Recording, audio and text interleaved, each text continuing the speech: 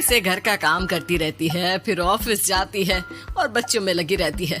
अरे ऑफिस क्यों नहीं छोड़ देती, या फिर घर के लिए कोई नौकरानी रख ले। कैसी बात कर रही है माँ? जानती तो है ना अभी इनके ऊपर कितना लोन है। थोड़ा ही सही मदद कर देती हूँ तो अच्छा लगता है, और अभी उनको मेरे पैसे की जरूरत भी तो है। सुधा चंदर को बचपन से प्यार करती थी। एक ही मोहल्ले में खेल कूद कर बड़े हुए दोनों। जहाँ सुधा संपन्न परिवार से थी तो वहीं चंदर का परिवार आर्थिक परेशानियों से जूझता ही रहा। लेकिन सुधा की जिद के आगे किसी की नहीं चली। सुधा, कल ऑफिस जल्दी जाना है और 2 दिन के लिए गुजरात ऑफिस के काम से भी जाना होगा। अरे कैसी बात कर रहा है बेटा, बहू को अगले महीने बच्चा होने वाला है, इस वक्त तो उसके साथ रहे। अरे कोई बात नहीं ना माँ, उनको जरूरी काम होगा, वरना मेरा चंदर ऐसे वक्त में मुझे छोड़कर कभी नहीं जाता।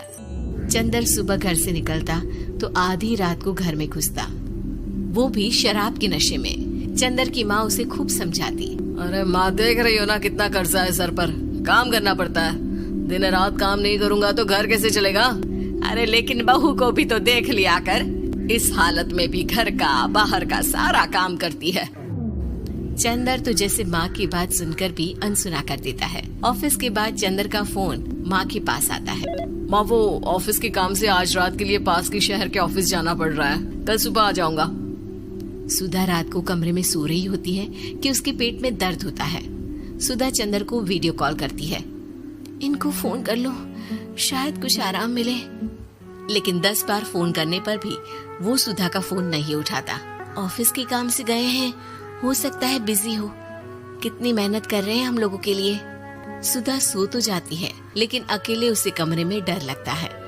अगले रोज चंदर घर आता है, जहाँ सुधा ऑफिस जाने के लिए तैयार हो रही थी। तुम आज भी ऑफिस जाओगे? कल रात भर तो ड्यूटी की है, थक जाओगे, छुट्टी ले लो ना। अरे नहीं नहीं, कैसी बात कर रही हो, ये तो पॉसिबल ही नहीं है। अच्छा रुको, मैं जल्दी से तुम्हारा खाना और नाश्ता बना देती हूँ। बेचारी सुधा ऑफिस जाना छोड़कर लग जाती है पति के लिए खाना बनाने, उसके कपड़े प्रेस करने और जरूरत का सामान मुहैया कराने के लिए। हो सके तो रात की ड्यूटी मत लिया करो ना, मुझे बहुत डर लगता है। अरे यार क्या है, तुम तो ऐसे बिहेव कर रही हो कि तुम ही अकेली हो जिसे बच्चा होने वाला है। इतने लोगों के पति जो काम के सिलसिले में बाहर होते हैं, उनका क्या? सुधा को चंदर के मुंह से ये बातें अजीब लगती है। अरे हुआ क्या है तुमको? पहले तो तुम मेरा कितना ख्याल रखते थे, मेरे पास रहते थे, मेरी दवा से लेकर खाने पीने तक का सारा ख्याल। और अब इस बार तो तुम एक दफा भी मेरे साथ डॉक्टर के पास नहीं आए, क्यों? अरे पागल हो गई हो क्या? पागल वाली बात कर रही हो। काम धंधा देखो या फिर तुम्हें लेकर टहलता फिरूं। और मुझे शुक्रवार की रात को काम से निकलना है, सोमवार आऊंगा। सुधा को समझ में नहीं आता कि क्यों अचानक से चंदर को फील्ड का काम मिल गया है। लेकिन एक दिन, सुधा, मैं और चंदर जरा एक रिश्तेदार के घर जा रहे हैं, तुम भी तैयार हो जाओ, घर में अकेली कैसी रहोगी। अरे नहीं नहीं, इस हालत में इसे लेकर जाना ठीक नहीं है। अरे लेकिन मैं ऑफिस भी तो जाती हूँ, फिर घर में अकेले। चंदर उसकी कोई बात नहीं सुनता। वो सीधा कार निकालकर माँ को लेकर चला जाता है। सुधा घर के काम में लग जाती है कि अचानक उसकी नजर चंदर के बैग पर पड़ती है, जिसमें एक कागज दिखाई देता है। इनकी कागज भी ना इधर उधर फैले होते हैं, एक भी खो जाएगा तो बवाल करेंगे।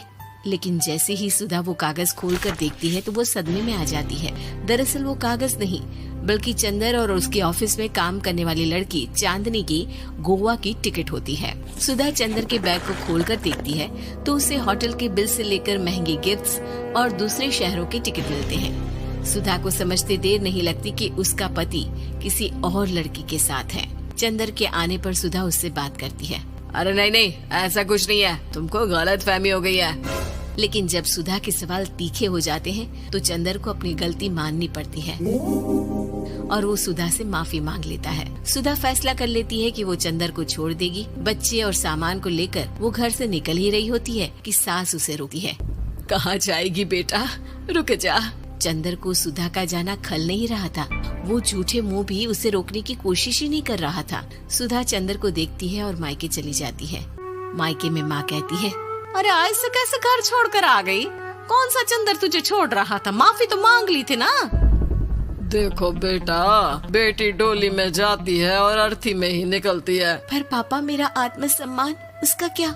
आपने मुझे पढ़ाया लिखाया है, इस लायक बनाया कि मैं खुद का खर्चा उठा सकूं, बेटी को पढ़ा सकूं, एक अच्छा जीवन पाऊं। अरे लेकिन पति की जरूरत तो होती है ना सुधा दीदी, और अगर आपको नहीं है तो इस बच्ची का सोचो जो अपने पिता से इस कदर जुड़ी है। आने वाले बच्चे की सोचो जिसके आने से पहले ही आपने पिता का प्यार से दूर करने की सोच ली। सुधा फोन देखती है लेकिन चंदर का कोई कॉल नहीं होता। वो समझ नहीं पाती कि अपने आत्म सम्मान के बारे में सोचे या बच्चों के बारे में।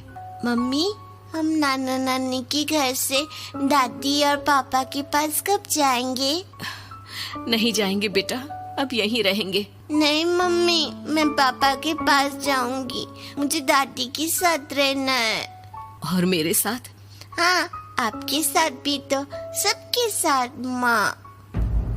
देखो सुधा दीदी, आपके सर पर पिता का साया होना जरूरी होता है।